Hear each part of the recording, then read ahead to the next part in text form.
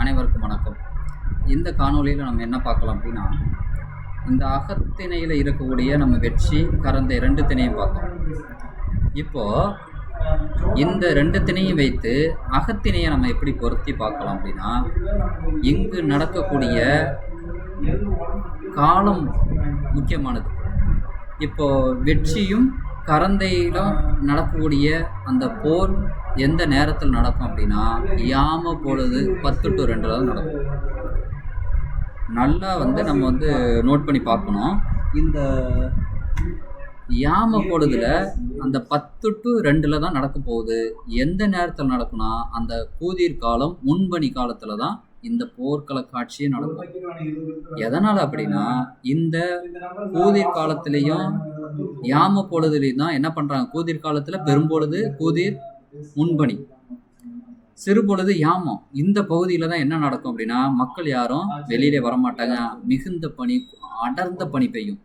முன்னாடி யார் வாராங்கன்னு கூட தெரியாது. மலையும் மலை சார்ந்த பகுதியில், நகர்ப்புறங்களில் பனியை அதிகமாக பொழியும். இருந்தாலும் அந்த மலை சார்ந்த பகுதியில் மிகுந்த அடர்ந்த பனியாக பெய்யும். அப்போ அந்த பனி காலத்தில் முன்னாடி யார் வராங்க அப்படின்னு தெரியாது. அப்படி தெரியாத பட்சத்தில் தான் தலைவன் என்ன பண்ணுறாரு அப்படின்னா, தலைவியை சந்திக்கிறதுக்கு இரவு 10 to 2 போய் சந்திக்க போவார். அதுபோல் இங்கு வெட்சி திணையிலேருந்து வெட்சி ஒரு மலையிலேருந்து பக்கத்து மலைக்கு ஆணிரையை கவர போவாங்க. இது கவர்தல். அகத்தில் பார்த்தீங்கன்னா தலைவன் தலைவியோட அன்பை கவர்தல். இங்கேயும் கவர்தல் நடக்கும், அகத்திலையும் கவர்தல், புறத்திலையும் கவர்தல். ரெண்டும் பார்த்தீங்கன்னா, இங்கே ஆணிரை கவர்தல், அங்கே தலைவியின் அன்பை, இன்பத்தை, அழகை கவர்தல். சரிங்களா? இப்போது இங்கு அகத்தில் பார்த்தீங்கன்னா 10 to 2 தானே சொல்கிறோம். யாம பொழுது 10 மணிக்கு முன்னாடி போக முடியாது. 10 மணிக்கு முன்னாடி எப்படி போக முடியாது, அதுபோல் 2 மணிக்கு பின்னாடி தலை வீட்டிலேருந்து கிளம்பி வந்தால் என்ன ஆகும், விலங்குக்கு இரையாயிடும் அகத்தில். அப்படியே புறத்தில் பயணித்து போனால் அந்த 10 மணிக்கு முன்னாடி அங்கே காவலாளிகள் என்ன பண்ணுறாங்க அப்படின்னா, தூங்காமல் பசுக்களை காவல் காத்துக்கிட்டு இருப்பாங்க. அவங்க தூங்கக்கூடிய நேரம் எதுன்னு பார்த்தீங்கன்னா, அந்த 10 to 2. மிகுந்த பனி. அவங்க என்ன பெரிய பெரிய மன்றத்தில் தான் படுத்திருப்பாங்க. அப்போது 2 மணிக்கு பிறகு என்ன பண்ணிடுறாங்க அப்படின்னா, காவலாளி அந்த நம்ம அந்த மணி நேரங்களில் மாற்றிக்குவாங்க. அது அந்த ஒரு காவல் கூட்டம் தூங்கக்கூடிய அந்த 10 to 2 யாம பொழுதுல சரியான நேரம் பார்த்து தான் இங்கே ஆணிரை கவர்தல் நடக்கும்.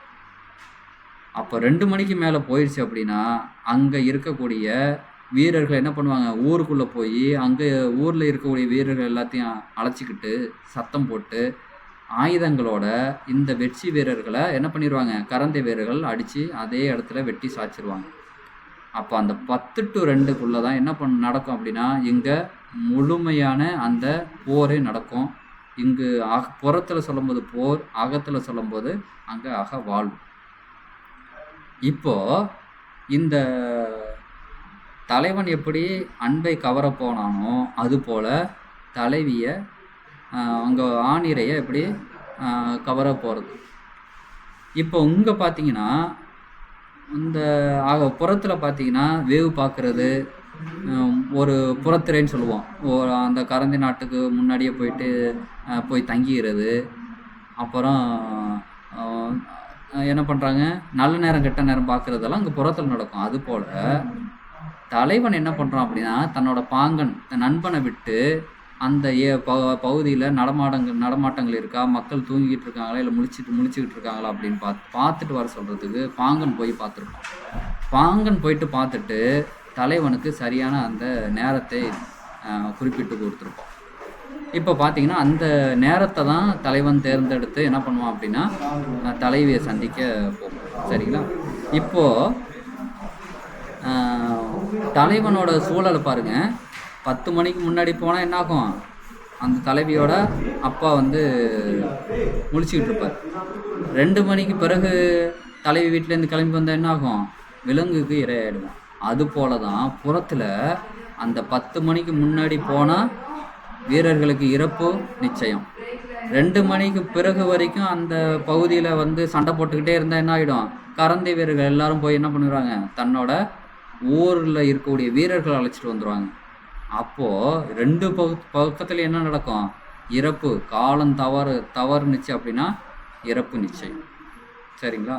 இப்போது கூதிர் யாமம் முன்பணி என்றிவை ஓதிய குறிஞ்சி என்பனார் புலவர். இந்த கூதிர் காலமும் முன்பணி காலமும் எப்படி குறிஞ்சி நிலத்துக்குரியதோ அதுபோல் வெற்றி தானே குறிஞ்சி எது புறனே அப்படின்னு ஒரு நூற்பா சொல்கிறார்.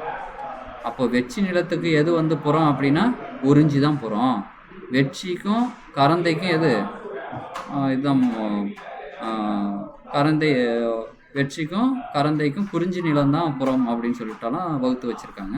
இப்போ இந்த வரைபடத்தில் பாருங்கள், முதல்ல அரண்மனை சுற்றி இருக்கக்கூடிய அகழியை சுற்றி இருக்கக்கூடிய ஊர்மன்றம், அப்புறம் காடு அரண், மலை அரண். இந்த புறஞ்சேரி இருத்தல் சொல்கிறோம்ல, அது எங்கே போவாங்க அப்படின்னா இந்த பகுதி மலை அரணுக்கிட்ட போய் தங்கிக்குவாங்க. தங்கிக்கிட்டு தான் தன்னோட வீரர்களை ஒற்று வேவு பார்க்க அனுப்புறது. அகத்தில் நண்பனை என்ன பண்ணுறாங்க, நண்பனை அந்த ஊருக்குள்ளே போயிட்டு அவனை வந்து வேவு பார்க்க அனுப்புறது. அங்கேயும் வேவு பார்த்தல், இங்கேயும் வேவு பார்த்தல். அங்கேயும் புறத்தில் வந்து மாற்றம் என்ன ஆகும்? அந்த வீரர்களுக்கு இறப்பு நிச்சயம்.